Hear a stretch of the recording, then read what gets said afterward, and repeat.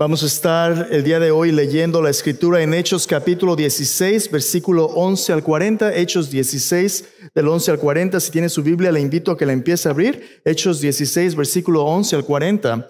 Y tuvimos un maravilloso domingo de resurrección la semana pasada, recordando lo que nuestro Señor Jesucristo hizo por nosotros. Hermanos, está sucediendo. Así como en el primer siglo el evangelio se convirtió en un mensaje que llenó los confines de la tierra con el mensaje de vida de Cristo como un fuego consumidor. Así hoy en día Dios sigue llamando a personas a acercarse a Él y conocerle a Él.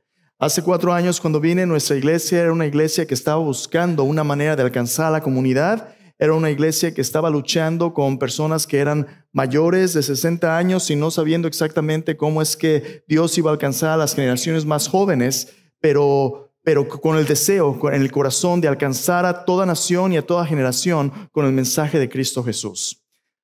La semana pasada, hermanos, Dios nos trajo más de 700 personas a adorar el fin de semana. Muchos de ellos no creyentes. Y nuestro servicio en español ha pasado de 60 a 70 hace algunos años. La semana pasada fuimos 154. 154. No le dé pena. Si el Señor está haciendo algo, dele gloria, ¿verdad? Celébralo, el Señor está moviéndose. El Señor está activo en nuestras vidas. El Señor Jesús dijo que Él si es levantado, Él va a traer a todos a Él mismo. El Señor Jesús está buscando personas y nos está usando para llevar el mensaje de Cristo. No nos da vergüenza. No me avergüenzo del evangelio porque es poder de Dios para salvación a todo aquel que cree, al judío primeramente y también al griego. Y si el judío y el griego pueden ser salvos, entonces también el mexicano, y el costarricense, y el guatemalteco, y el de Honduras, y el de hasta los argentinos. No se crean, mis hermanos, los quiero tanto a los argentinos, especialmente por las empanadas y los churrascos. Mis respetos. Pero vamos a hablar un poquito más de deportes después. Si yo crecí en México, bueno, conocemos Argentina y Brasil. Bueno, ellos piensan que, bueno, ya sabe, ¿verdad? Entonces, pero el punto es este. Dios está alcanzando gente de toda nación y toda generación. Y aquí en su pueblo, en la iglesia, no importa de dónde venga, no importa qué tan alto esté, no importa cuánto pese, no importa cuánto haya en su banco, qué títulos tenga educativos, no importa. Cristo nos recibe por su gracia y por fe a ser parte de su familia.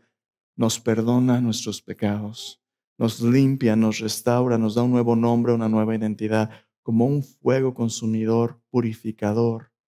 Quema toda la impureza del pecado y nos da un nuevo nacimiento por su Espíritu y nos presenta en su presencia nuevecitos, sin falta.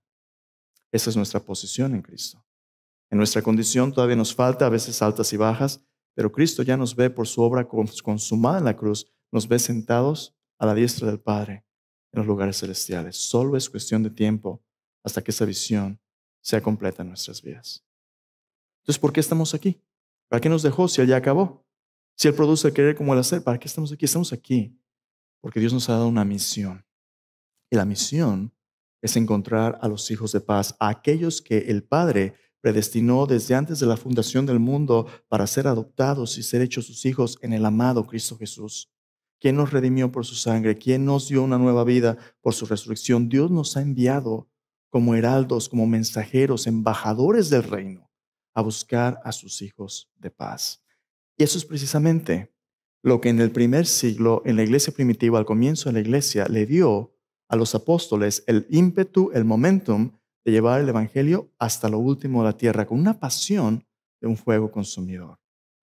Pero esta vida en misión, estos viajes misioneros, empezamos a ver hace algunas semanas, desde Hechos capítulo 13, cómo Dios llama a Bernabé y a Pablo a embarcarse en el movimiento misionero, el primer viaje misionero. Ahora estamos en el segundo viaje misionero en Hechos 16. Y vimos cómo Dios los sacó de la estabilidad y el contexto de la iglesia en Antioquía en Hechos 13, donde había recursos, donde ya eran creyentes, donde la presencia de Cristo estaba trayendo vida nueva. Dios los sacó para llevar el nombre de Cristo a donde Cristo antes no había sido mencionado. Y los llevó en ese primer viaje. Y el primer viaje misionero se trata del mensaje de Cristo, el evangelio. Hechos capítulo 15, como hablamos hace unas semanas, la iglesia en Jerusalén, todos juntos y a una voz concluyeron y afirmaron: lo que el Espíritu de Dios ya había dicho a través del ministerio de Cristo, que para ser salvo, usted no tiene que depender ni de su religión ni de sus buenas obras.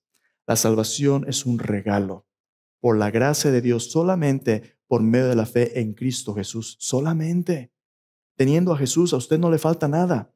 La muerte de Cristo en la cruz, su sepultura, su resurrección, su vida perfecta, la vida entera de Cristo y su ministerio son suficientes, más que suficientes, para darnos la vida de Dios sin nuestras obras.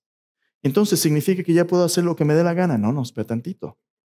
Dios no te salva por tus buenas obras, pero sí te salva por su gracia para buenas obras. Las buenas obras son el propósito de Dios para ti, para mí, que andemos en ellas cuando ya has recibido a Jesús, quien vive en ti. Sin Cristo, tú no tienes el Espíritu de Dios y tú no tienes el poder de vivir para agradarle a Él. Pero cuando Cristo viene a tu corazón y habita en tu corazón, como dice Efesios 3, tú puedes conocer la plenitud del amor de Cristo, que excede todo conocimiento, más alto que los cielos, más profundo que el fondo del mar, tan vasto que lo puede llenar todo. El amor de Cristo es más grande que cualquier conocimiento y es más que suficiente. Pero ese amor te llena a ti y se desborda y quiere desbordarse a través de ti para llenar otros corazones vacíos. Y para eso, Dios nos puso aquí y Dios nos va a guiar. Primer viaje misionero se trata del mensaje. No cambies el mensaje. El segundo viaje se trata de la metodología a través de la cual estos mensajes, el mensaje de Cristo, tiene que alcanzar a la gente. Y los métodos son flexibles. De hecho, los métodos tienen que adecuarse al contexto donde Dios te lleva. Vamos a ver el día de hoy cómo cuando vamos a donde Dios nos manda a llevar el evangelio a los que nunca lo han oído, vamos a encontrar diferentes tipos de personas, así como Cristo ya les había dicho a sus discípulos en los evangelios. Si tienes tu Biblia, te invito a abrirla en Hechos capítulo 16, versículos 11 al 40. Vamos a leer todo este pasaje, porque al final de este mensaje, si no te acuerdas de nada de lo que te he dicho, tú ven a la Escritura, ya está en la Biblia, y tú puedes ver lo que Dios está haciendo y quiere hacer en nuestras vidas aquí y ahora. Hechos 16, 11 al 40. Dice así. Hechos 16, 11 al 40. Zarpando pues de Troas, vinimos con rumbo directo a Samotracia y el día siguiente a Neápolis, y de allí a Filipos, que es la primera ciudad de la provincia de Macedonia, y una colonia. Y estuvimos en aquella ciudad algunos días. Un día de reposo salimos fuera de la puerta junto al río, donde solían hacerse la oración, y sentándonos hablamos a las mujeres que se habían reunido. Entonces una mujer llamada Lidia, vendedora de púrpura de la ciudad de Tiatira, que adoraba a Dios, estaba oyendo, y el Señor abrió el corazón de ella para que estuviese atenta a lo que Pablo decía. Cuando fue bautizada y su familia nos rogó diciendo: si habéis juzgado que yo sea fiel al Señor, entrad en mi casa y posad. Y nos obligó a quedarnos. Aconteció que mientras íbamos a la oración, nos salió al encuentro una muchacha que tenía espíritu de adivinación, la cual daba gran ganancia a sus amos adivinando. Esta, siguiendo a Pablo y a nosotros, daba voces diciendo: estos hombres son siervos del Dios Altísimo, quienes os anuncian el camino de salvación. Y esto lo hacía por muchos días. Mas desagradó a Pablo. Este se volvió y dijo al espíritu: te mando en el nombre de Jesucristo que salgas de ella. Y salió de ella en aquella misma hora. Pero viendo sus amos que había salido la esperanza de su ganancia, prendieron a Pablo y a Silas y los trajeron al foro ante las autoridades. Presentándolos a los magistrados, dijeron: estos hombres, siendo judíos, alborotan nuestra ciudad. Enseñan costumbres que no nos es lícito hacer ni recibir, pues somos romanos. Se agolpó el pueblo contra ellos. Los magistrados, rasgándoles las ropas, ordenaron azotarles con varas. Después de haberles azotado mucho, los echaron en la cárcel, y mandando al carcelero que los guardase con seguridad, el cual, recibido este mandato, los metió en el calabozo más adentro y les aseguró los pies en el cepo. Pero a medianoche, orando Pablo y Silas, cantaban himnos a Dios, y los presos los oían. Entonces sobrevino de repente un gran terremoto de tal manera que los cimientos de la cárcel se sacudían y al instante se abrieron todas las puertas y las cadenas de todos se soltaron.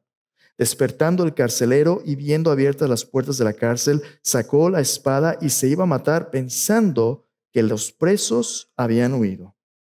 Mas Pablo clamó a gran voz diciendo: no te hagas ningún daño, pues todos estamos aquí. Él entonces, pidiendo luz, se precipitó adentro y temblando se postró a los pies de Pablo y de Silas. Sacándolo les dijo: señores, ¿qué debo hacer para ser salvo? Ellos dijeron: cree en el Señor Jesucristo y serás salvo tú y tu casa. Le hablaron la palabra del Señor a él y a todos los que estaban en su casa. Y él, tomándolos en aquella misma hora de la noche, les lavó las heridas. Y enseguida se bautizó él con todos los suyos. Llevándolos a su casa, los puso en la mesa y se regocijó con toda su casa de haber creído a Dios.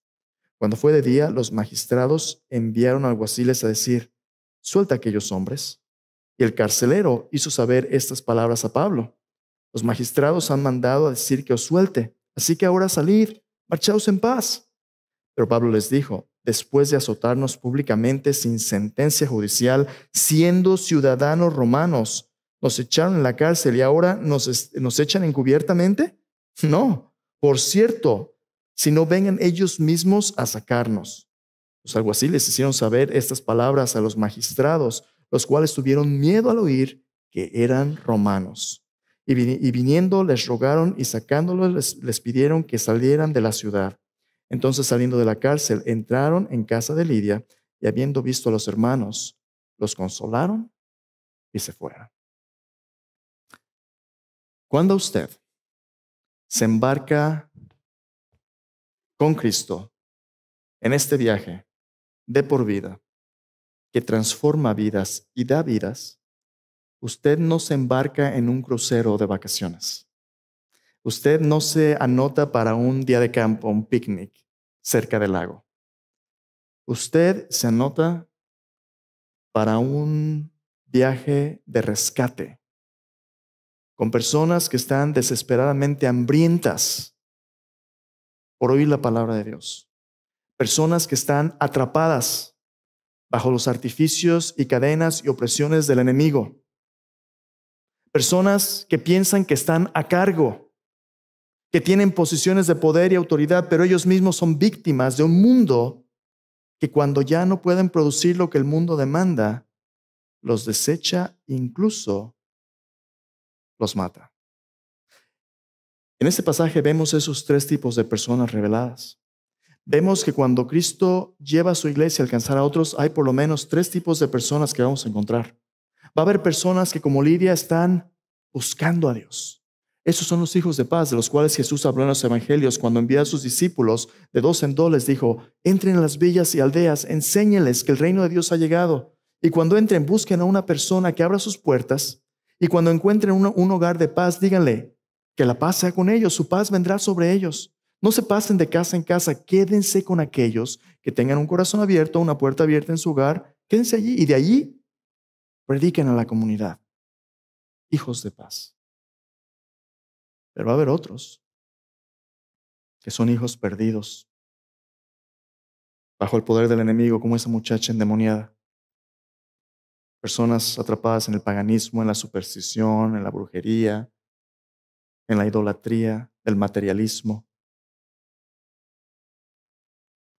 Va a haber personas como el carcelero romano, en posiciones de autoridad y de poder, que piensan que tienen los títulos, tienen los trabajos, son parte del imperio más grande del mundo antiguo, Roma. Ellos mismos son víctimas, porque aunque lo tienen aparentemente todo, saben que su todo no es suficiente y es temporal. Y algunos de ellos sin esperanza están a punto de quitarse la vida. Tú lo puedes tener todo y al mismo tiempo tener nada. ¿Cómo es que el evangelio llega a estas personas y qué es lo que logra? Pregunta que vamos a ver hoy, en esos pasajes que leímos, es muy sencilla, pero es profunda en nuestras vidas y nuestro caminar, hermanos. Hoy es un día donde creo yo Dios nos va a pedir que tomemos un paso adelante de donde hemos andado. Dios ya nos está invitando y diciendo: te voy a usar para alcanzar a otros. Pero ¿cómo lo vamos a hacer aquí como DFPC en español? ¿Cómo es que Dios nos va a guiar como su iglesia al lugar correcto en misiones? ¿Cómo es que Dios nos va a conectar con relaciones donde el evangelio pueda impactar a nuestra Jerusalén y del Jerusalén hasta lo último de la tierra? Vamos a observar varias cosas en este pasaje. Vamos a ver cómo el Señor guía a su iglesia para llevar el mensaje de salvación a diferentes tipos de personas. Note, este es el evangelio. El evangelio es el mensaje de salvación. Salvación significa que Cristo ha venido para rescatar y restaurar, buscar y salvar a los que se habían perdido. Cristo ha venido a rescatarnos, Cristo ha venido a restaurarnos, Cristo ha venido a traernos vida y vida en abundancia por su muerte, sepultura, resurrección, por su vida y ministerio perfectos. Cristo tiene lo que nosotros necesitamos para darnos la vida de Dios. A Cristo no le falta nada. Y lo único que nos pide es que nos reconciliemos con Él en fe, que recibamos el perdón de nuestros pecados y nos convirtamos en hijos adoptivos de Dios. Cristo nos ofrece una entrada en el reino de Dios gratuitamente. Eso es la iglesia, el pueblo rescatado y perdonado de Cristo, aquellos que son de fe, que tienen esperanza y viven en el amor de Cristo. Ya Dios ha formado congregaciones, ahora quiere movilizarnos para alcanzar a los que faltan. Por eso tú y yo no hemos sido llevados a la presencia de Cristo, porque todavía faltan miembros de la familia de Dios. Ya nos han encomendado a nosotros a buscarlos, los hijos perdidos, que Dios va a llamar al arrepentimiento. ¿Cómo es que Dios nos va a conectar? 3 tipos de personas. La primera de ellas son personas con corazones abiertos y hogares abiertos. Vamos a observar varias cosas ahí en versículo 11 al versículo 15. ¿Quién es esta persona, hijo de paz? ¿Quiénes son las que tienen corazones abiertos? Notan que en el versículo 11 y el versículo 12, Pablo nos dice que iban buscando cómo comunicar el mensaje de Cristo y Dios los lleva a la ciudad de Filipos. Filipos es la ciudad que formó la historia después para la carta a los filipenses. Filipenses en su Nuevo Testamento es una carta de gran gozo. Es una carta del gozo de Cristo en medio del sufrimiento más intenso. Algo maravilloso de este pasaje que acabamos de leer es que aún en las circunstancias más difíciles, en medio de las dificultades de la misión de Cristo, hay un gozo que se desborda por la presencia de Cristo y de su Espíritu, que nadie nos puede quitar. Aunque nos lastimen, aunque nos persigan, aunque nos aflijan, Cristo promete estar con nosotros y darnos un gozo que desafía lo que el mundo ve y percibe. Un gozo que proviene de Cristo. Filipenses es esa epístola de gozo, pero Pablo los lleva a la ciudad de Filipos y note en el versículo 12 que esta ciudad es una ciudad prominente y particular, diferente del resto, porque no solamente es una ciudad libre, es una colonia romana. Y como colonia romana, esta ciudad, sus ciudadanos eran ciudadanos romanos, eran ciudadanos del imperio más fuerte del mundo antiguo, con todos los privilegios y libertades del imperio romano. Eran personas orgullosas de sus instituciones, de su tradición, de sus leyes, de su identidad. Eran personas que se jactaban de su ciudadanía, porque su ciudadanía les permitía tener privilegios en el mundo antiguo que otros solamente podían soñar con tener. Ciertas cosas nunca cambian, ¿verdad? Si usted tiene ciertos papeles, ciertas ciudadanías, usted tiene ciertos privilegios. Filipos era una ciudad privilegiada en el mundo antiguo. Pero esta ciudad llega un equipo de personas, el equipo que Pablo lideraba por la gracia de Dios, con un mensaje de que Cristo Jesús, no César, es quien es Señor. De que sí, los imperios de este mundo tienen poder, pero hay un reino más grande que cualquier imperio en este mundo que tiene todo el poder. Y hay un Rey, Cristo Jesús, que está proclamando que a menos que se arrepientan y crean en este mensaje de salvación, todos van a perecer. Esos son embajadores de un reino celestial. Como cristianos, somos peregrinos y extranjeros en este mundo proclamando un reino que viene y un Rey que está dispuesto a perdonar a todo aquel que se acerca a Él por fe. A esta ciudad llegaron esos personajes con este mensaje. Cada vez que el reino de Dios llega a este mundo, va a haber un choque. Un choque por saber quién está a cargo de las vidas de las personas. Y Pablo llega. La estrategia de Pablo, como usted ve en el primer viaje, en los pasajes que hemos leído anteriormente, la estrategia de Pablo era llegar y buscar un lugar en la ciudad donde se reunieran los judíos, una sinagoga, donde ya hubiera un testimonio de lo que Dios había dicho en el Antiguo Testamento acerca de Jesús, y de ahí Pablo podía empezar a edificar. Pablo trataba de empezar donde Dios ya estaba obrando. Pero ahí en Filipos, una ciudad donde el enemigo había plantado el paganismo de Roma, no había sinagoga. No había suficientes judíos y testimonio para organizar una sinagoga. Entonces, ¿qué es lo que Pablo encontró? Un lugar junto a un río donde la gente iba a orar. Había un hambre, hermanos, y una sed del Dios vivo, pero no había mucho de dónde comer ni de dónde beber. ¿Y qué encuentra? Un grupo de mujeres. No había hombres allí, mujeres. En la antigüedad, las mujeres muchas veces eran personas que no tenían los más altos puestos sociales o prominencia. A veces eran personas de segunda categoría, marginalizadas y oprimidas. Pero Cristo es especialista en rescatar, en restaurar y en bendecir y usar a aquellos que el mundo rechaza y desprecia. Porque para Cristo no hay acepción de personas. Cada uno cuenta. Y Pablo llega allí y empieza a hablar con las mujeres.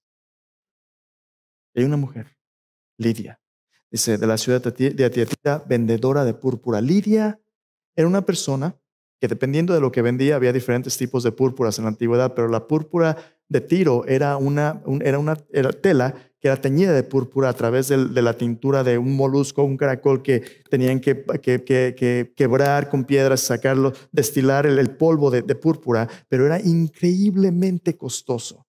Solamente los reyes podían pagar por este tipo de lujos. Lidia era una persona que trabajaba en el mercado de los bienes de lujo.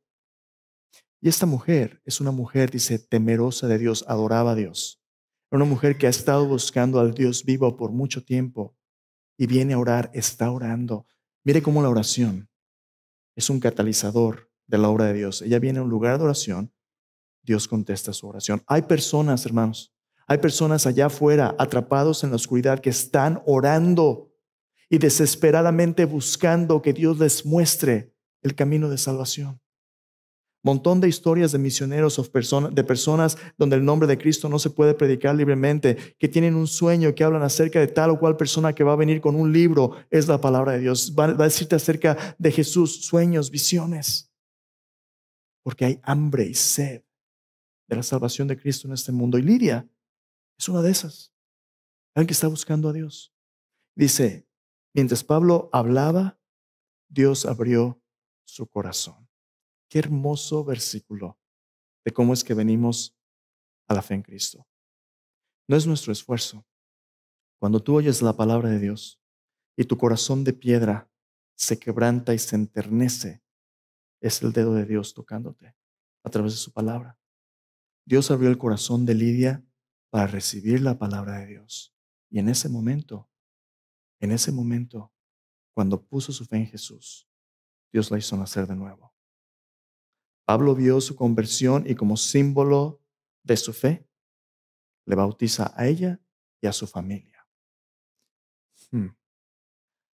Hace una semana vimos a 3 de nuestros hermanos dar testimonio público de cómo Cristo les salvó y ahora quieren ser seguidores de Cristo. Y mire qué hermoso. Lidia no solamente aceptó a Cristo, proclamó públicamente que era seguidora de Jesús, dijo, Dios me encontró. Ahora quiero decirte quién es este Dios. Sino que Lidia se acercó a Pablo y le dijo, Pablo, quédense en mi casa. Lo mismo que dijo Jesús. Ahora, es importante tener un poquito de idea del trasfondo histórico. En la antigüedad, no era como que llegaba alguien y rentaba un cuarto en el Holiday Inn, ¿verdad? Me voy a quedar aquí en el Holiday Inn porque todo está bonito y limpio. No, en la antigüedad, la gente dependía mucho de la hospitalidad, dependía de las relaciones entre patrones y clientes, entre personas que podían apoyarte cuando necesitabas hospitalidad o recursos. Lidia es una persona de que tiene ciertos recursos, tiene su casa y ella recibe a Pablo, pero al recibir a Pablo, Lidia abre no solamente su casa, sino Lidia es una puerta a un universo de relaciones personales que representa su casa. Su casa no es el edificio, su casa es su herencia, su legado, su sociedad. En el Nuevo Testamento la palabra griega para casa es la palabra oikos, Pero no se refiere simplemente a los edificios donde vivimos, se refiere a nuestra casa como la casa de los López. Mi familia, mis relaciones, mis parientes. Cuando Lidia abrió la puerta de su casa al Evangelio, abrió su puerta a un mundo de relaciones personales y de influencias a través de las cuales el Evangelio iba a cruzar como avenidas relacionales. En la historia del evangelismo y de las misiones, la hospitalidad ha jugado un papel importante y crucial en el alcance de otros. A veces uno dice, yo no sé cómo compartir con la gente el evangelio. ¿Sabes qué hacía Jesús? Para compartir el evangelio, Jesús hacía carnes asadas. Invitaba al que quería venir y hacer una carne asada. No se emborrachaban. Esta carne asada no era para entrarle y hasta que nos amanezca. Esta carne asada era específicamente para que otros pudieran escuchar quién es Jesús y qué podía hacer Él con sus vidas. Abría las puertas de hogares donde Cristo podía relacionalmente alcanzar a otros. Eso es lo que estaba haciendo Lidia. Cuando una persona tiene un corazón abierto y un hogar abierto a Cristo, esta persona va a ser un heraldo del Evangelio para alcanzar a otros.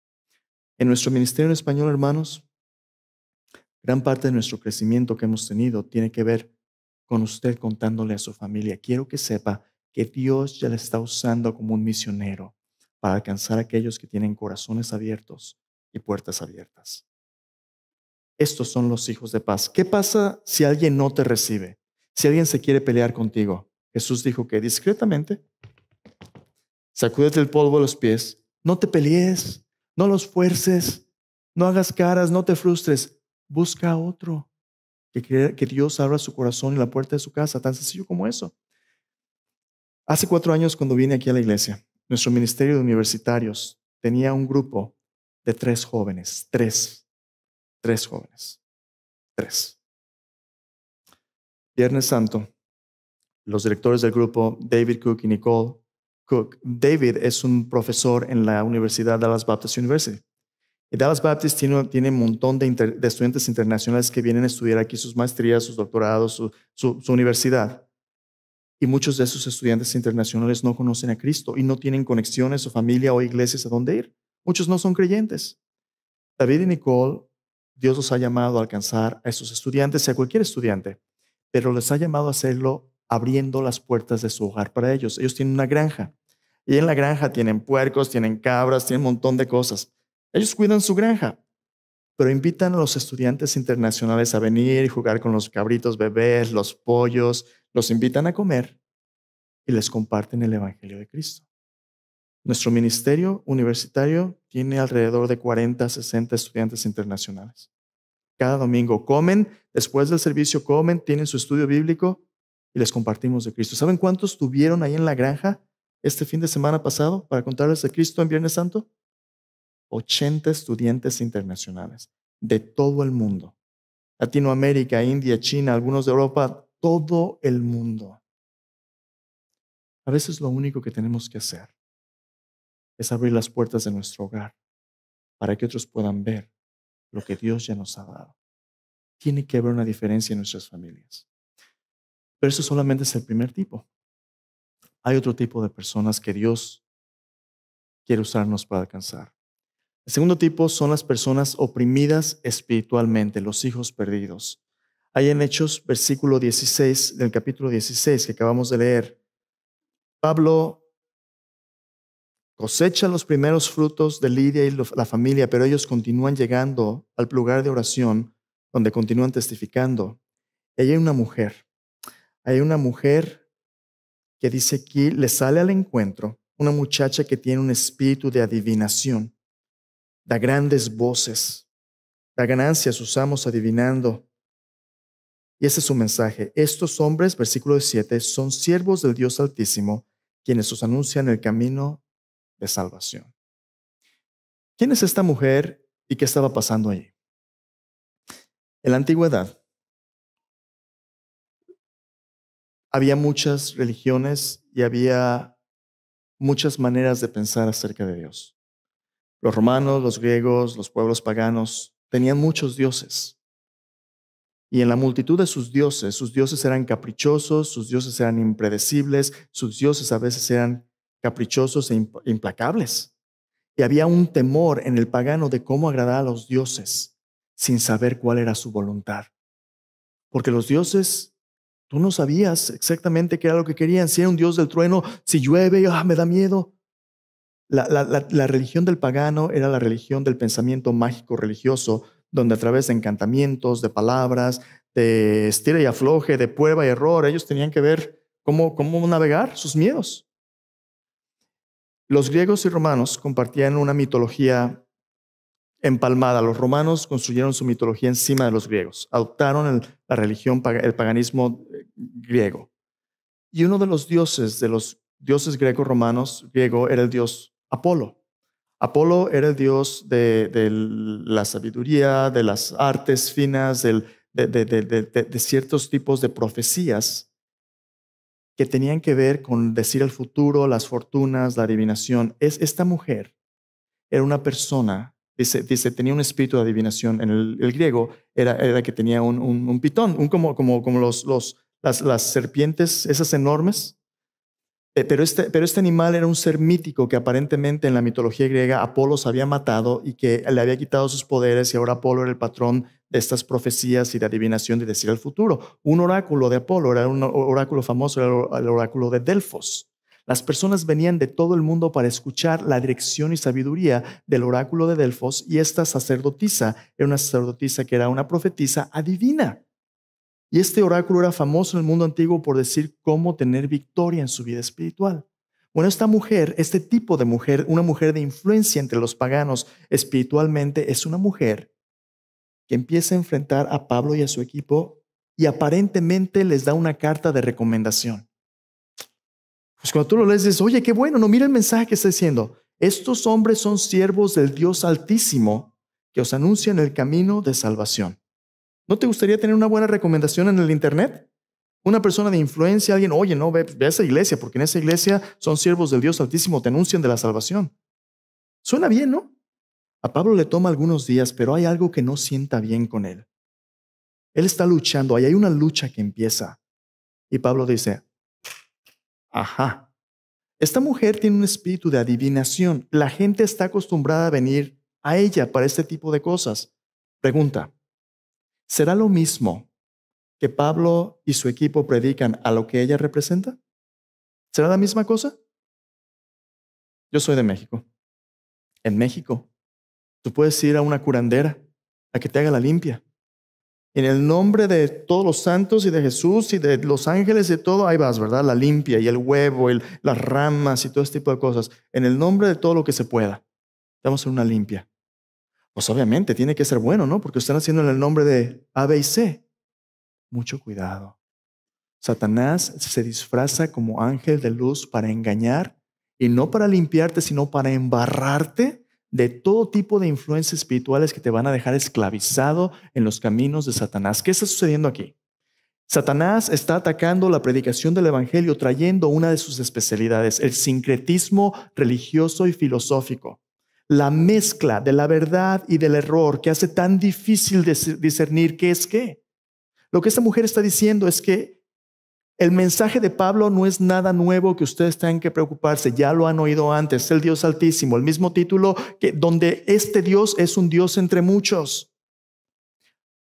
Algunos de los estudiantes con los que servimos vienen de países donde todavía tienen un pensamiento de este tipo. Por ejemplo, estudiantes de India. La religión tradicional en India no tiene ningún problema creyendo que Jesús es Dios, entre muchos otros. Él es simplemente uno en un panteón de dioses. Pero ese no es el mensaje del evangelio. El mensaje del evangelio es que el Dios Altísimo, el Dios revelado a través de Cristo, es el único Dios y que los otros son impostores, son ídolos. Los ídolos de las naciones tienen ojos y no ven, tienen oídos, no oyen, tienen bocas y no hablan, tienen narices, no oyen. Todos los que confían en ellos son semejantes a ellos. Salmo 115 dice, son ídolos mudos, pero detrás de cada ídolo hay un demonio. Y Pablo lo ve y dice, no, espera tantito, no somos lo mismo. Somos muy diferentes. Y a Pablo le cae el 20. Y en el nombre de Jesús, Con toda autoridad, Pablo confronta a esta mujer poseída y oprimida por el demonio y echa fuera al demonio.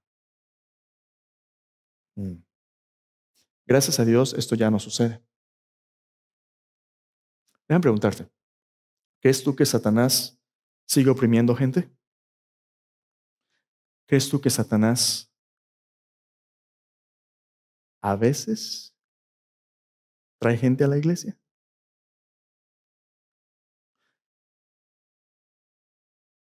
Todo en la vida de una persona que produce corrupción, que nos lleva al pecado, que causa tentación, tiene en su trasfondo a la carne, al mundo y a Satanás. Cuando aún creyentes nos enfrascamos en hábitos pecaminosos o en prácticas supersticiosas o en paganismo, cuando nos envolvemos o involucramos este tipo de cosas, aún como creyentes podemos ser afligidos por el enemigo. En Efesios, el apóstol Pablo dice, no se ponga el sol sobre vuestro enojo, ni deis lugar al diablo. El diablo puede luchar en nuestra contra y hacernos vivir en circunstancias espiritualmente mediocres, aun cuando somos creyentes. Ahora, puse varios versículos en sus notas, por favor léanlos después. En 1 de Juan, el apóstol Juan nos dice que mayor es el que está en nosotros que el que está en el mundo. Nosotros hemos vencido porque el Espíritu Santo vive en nosotros. La iglesia, los creyentes, somos la habitación de Cristo, somos el templo de Dios, el Espíritu de Dios mora en nosotros. Yo no creo que Satanás y sus demonios puedan poseer a un creyente.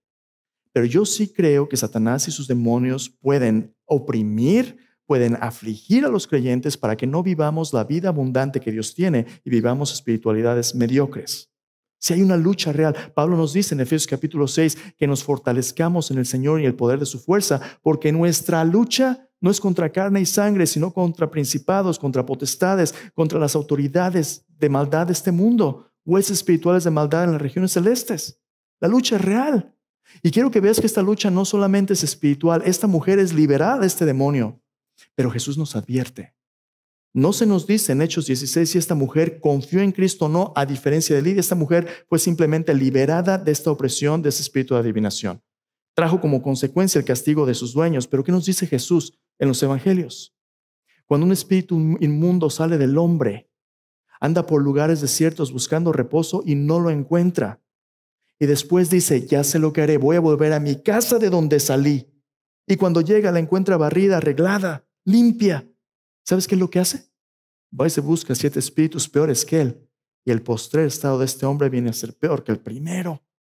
Cuando Cristo Jesús no es el rey de tu corazón, cuando tú no abres tu corazón a Cristo y Cristo a veces te da un poquito de repliegue del enemigo, si tú no te vuelves a Cristo, tu estado va a ser peor. Hay personas que vienen buscando a Cristo a la iglesia o hablan a veces conmigo en consejería. No, yo necesito ayuda, pastor, ore por mí.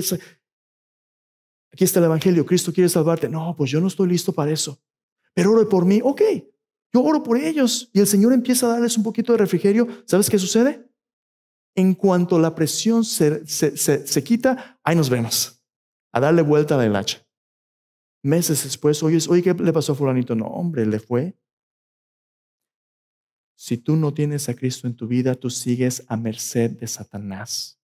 Y nada más porque a veces tengas un poquito de margen no significa que ya libraste. Necesitas a Cristo desesperadamente. Esta aflicción no solamente espiritual, es física. Nota que esta mujer vivía como esclavo de sus amos. Sacaban ganancia de ella. Gracias a Dios eso ya no pasa hoy en día, ¿verdad? ¿No pasa? ¿Qué tal el tráfico de menores? ¿Qué tal el tráfico de adultos? Mira, ¿cómo llegaste aquí a los Estados Unidos? No me cuentes, pero a lo mejor tú viniste como víctima del tráfico humano, donde los coyotes te dicen, deme $5,000 y yo. Cuando la humanidad de cada uno de nosotros se convierte en un medio de ganancia, instituciones como el tráfico humano, instituciones como la prostitución, instituciones como la industria de la pornografía, donde la carne vende, son áreas de pecado, los pecados culturales como la borrachera. En nuestra cultura latinoamericana, la borrachera La embriaguez nos ha quitado a padres, madres, hijos. Todo ese tipo de pecados institucionalizados tienen detrás de ellos fuerzas espirituales que quieren destruir la vida que Dios quiere darnos. Hay fuerzas detrás de todo ello, pero Cristo ha venido a libertar a los cautivos y lo quiere hacer a través de su pueblo en el nombre de Jesús. Hermanos, ¿qué va a suceder si un día, cuando estamos celebrando la cena del Señor o estamos orando unos por otros, de repente algo extraño se manifiesta y usted oye a alguien hablar con una voz que no es la suya? ¿Será puro cuento? Pasajes como este nos muestran que no lo es. Satanás no siempre sale a relucir por todo lo peor que él es. A mayoría de las veces él quiere pasar detrás de las cámaras. Pero cuando el reino de Dios avanza en nuestras vidas y él está acorralado, algunas veces cosas extrañas pueden suceder, pero en el nombre de Jesús hemos sido llamados a andar en la luz, no andar obsesionados viendo demonios debajo de cada piedra. Santiago 3 nos dice: sométanse pues a Dios, resistan al diablo y hurá de ustedes. La marca verdadera del cristiano es que nos fortalecemos en el Señor, en el poder de su fuerza. Si algo de esto sucede, en el nombre de Jesús tenemos la autoridad de confrontarlo y proclamar el evangelio de Cristo. Esa es nuestra estrategia. No vamos a vivir obsesionados buscando demonio detrás de cada cosa. Pero si un demonio se presenta, tenemos que tener la sabiduría de discernir qué mensaje trae, qué clase de vida representa, y nosotros, en el nombre de Jesús, representar el reino de Dios. Por último, la última persona es el carcelero. Personas que piensan que están a cargo, pero son víctimas del mundo. Este carcelero era un oficial del Imperio Romano. Ya la tenía la vida hecha. Tenía una posición de gobierno que cuando se retira ya la hizo. Pero hay un catch, hay un problema. Si un soldado perdía un prisionero, ¿sabes cuál es el precio? Su propia vida, 1 a 1. Tú pierdes tu encomienda, se acabó para ti. Este hombre está cómodamente viviendo el sueño romano. Y Dios hace algo maravilloso. Pone a Pablo y a su equipo allí. ¿Y sabes qué está haciendo Pablo? Después de que les dan la tranquiza por haber liberado a la mujer esclavizada, están cantando en medianoche lo que solamente Dios puede hacer. Cuando tú obedeces a Cristo, aunque te cueste sufrimiento, Dios te va a dar un gozo y te va a dar cánticos en la noche. Te va a dar un nuevo canto de alabanza a Dios que cuando el mundo escucha va a decir: ¿qué es esto? Dios hace un terremoto, literalmente libra sus cadenas y el cuate se da cuenta que no la va a hacer. Dice: mejor yo me quito la vida. Pablo dice: no te hagas mal, estamos todos aquí. El cristiano no se pone a pelear con el mundo. El cristiano no busca la destrucción del mundo. Jesús nos llamó a amar a uno de nuestros enemigos, ¿no? No te hagas mal. Todos estamos aquí. La pregunta del millón: señores, ¿qué debo hacer para ser salvo? La pregunta más importante y desafortunadamente tan equivocada. Este hombre pensaba que para ser salvo, él tenía que hacer. La mentira de la religión es que tu salvación depende de tus obras. Pero tú y yo no podemos salvarnos solos. Y Pablo le dice: ¿sabes qué? Cree en el Señor Jesucristo y serás salvo. No es lo que tú haces, sino lo que Cristo ha hecho por ti que te salvas. Lo único que Dios está esperando es que tú te arrepientas de tus pecados, te vuelvas a Cristo, te rindas a Él. Le digas: Señor Jesús, yo no puedo salvarme, que dejes de confiar en el poder del mundo, en las obras del mundo, en tus buenos méritos de tu religión y te encomiendes solo a lo que Cristo ha hecho por ti. Y Pablo le da una promesa personal a él. Dice: serás salvo tú y tu casa. Ahora, esa promesa algunas veces se cumple en el resto de nosotros, en nuestras casas, pero no es una promesa incondicional para todos. En este momento, Dios a través de Pablo está dando una promesa al carcelero de que su casa está lista también. Y le comparten el evangelio de familia, ciertamente, así como Lidia, toda la familia se convierte. Y el carcelero romano pasa de ser alguien que pensaba que tenía la autoridad, pero que estaba al punto de quitarse la vida, a ser un hermano en Cristo por la fe en Jesús. Hay gente allá afuera que lo tiene todo y hasta el punto de quitarse la vida. Y a lo mejor Dios te va a poner a ti y a mí en situaciones donde la gente es desesperada. Lo único que necesite oír es que Cristo puede perdonarles. Hace como unos 6 meses, como iglesia, empezamos a orar, hermanos. Empezamos a orar, Señor, ¿qué clase de iglesia nos vas a hacer? Empezamos a orar. Y aquí en Dallas hay iglesias por todos lados. Y hay iglesias, mega iglesias, ¿verdad? Que tienen todo tipo de programas y ministerios, edificios preciosos. Tienen tantas cosas, pastores bien parecidos. Tú encuentras de todo aquí. Nosotros no somos así. En nuestra iglesia hay un montón de problemas, un montón de hoyos, de necesidades. No somos muchos. Un montón de cosas. Pero ¿qué clase de iglesia vamos a hacer, hermanos? El Señor nos mostró que no vamos a hacer la clase de iglesia que la gente esté buscando porque les gusta mucho, les entretiene muy bien o lo tiene todo. Pero vamos a ser la iglesia que Dios va a usar para buscar a la gente que Dios está buscando. No vamos a ser la iglesia más atractiva, vamos a ser la iglesia que busque a otros. Pero para que esto suceda, tenemos que pasar de recitar una misión en el muro a ponernos una misión en el corazón. Déjame mostrarte algo. Aquí, estos no los tengo yo en mi closet, los pedí prestado porque si me conoces sabes que no le entro mucho a los deportes. Se ve, ¿verdad? Pero bueno. Pero aquí tengo varios jerseys, varias camisetas. ¿Este de qué es? De los Cowboys, right? Yeah, los Cowboys de Dallas. ¿Cuántos Cowboys fan aquí? No muchos, ok. Entre los Cowboys es todo. Pero miren, tengo uno mejor aquí. ¿Cuál es ese? A mí no me gusta el básquetbol mucho, así que bueno, pues yo ni le hago al básquetbol así. No es cierto, es el fútbol, ¿verdad? Eso es de la selección de México. Ánimo Argentina, ya casi lo hacemos. No es cierto. Selección de México, el fútbol. Este es uno local de un distrito escolar que ganaron. Este es de una institución, el YMCA, de un niño. Cooper me la prestó para que lo pudiéramos ver. Nosotros nos ponemos camisetas de equipos o promociones con los que nos identificamos o que valoramos. Lo hacemos como un anuncio alrededor, ¿no? Para que la gente sepa de qué lado estamos y lo que nos identifica.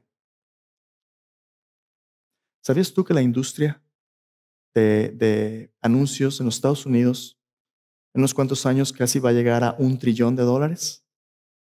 Como perspectiva, todo el Producto Interno Bruto de México, todo el dinero que se produce en México con todos los bienes y servicios es poquito más de $1 trillón. Y ese trillón solo en los Estados Unidos. Es una cantidad astronómica de dinero. La gastamos en productos, en marcas, en anuncios, en Nikes, en todo este tipo de cosas. ¿Sería posible, hermanos, que un día nosotros nos hiciéramos una camiseta real de DFBC donde en lugar de anunciar al equipo, digamos, yo existo? Donde esa misión pase de estar en el muro a estar en mi corazón y donde cada uno de nosotros nos convirtamos en un anuncio público que proclame quién es Jesús. Yo existo para la gloria de Dios y no me da vergüenza. Pero no solamente eso, detrás de nuestra camiseta, ¿qué tal si dijera algo así como, Jesucristo te está buscando? ¿Puedo contarte cómo me encontró?